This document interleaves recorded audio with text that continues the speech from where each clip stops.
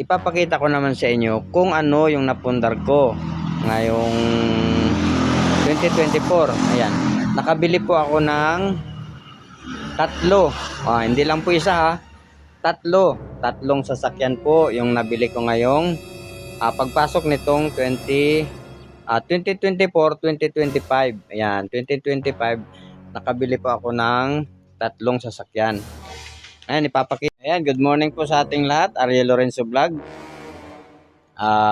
Marami kasi ang nagtatanong na ano daw ba ang nakukuha ko sa pagre-reels, yan, sa pagbablog.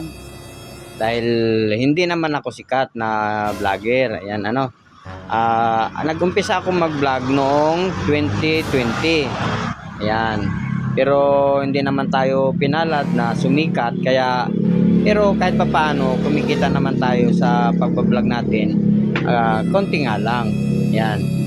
Pero ito yung una kong napundar sa pagbablog. Ginawa natin ito ng hulugan. Ayan, may balance pa po ako diyan, pero konti na lang yung balance ko diyan.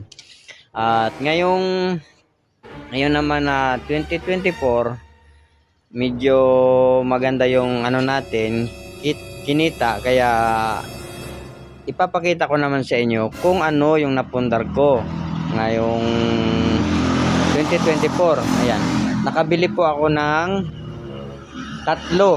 Hindi lang po isa ha, tatlong sasakyan po yung nabili ko ngayong pagpasok nitong 2024-2025. Ayan, 2025 nakabili po ako ng tatlong sasakyan. Ayan, ipapakita ko sa inyo kung ano yung nabili kong klase ng sasakyan. Ito po, papakita ko sa inyo. Oh my God! Ayan po. Dalawang chopper. Isang sports car.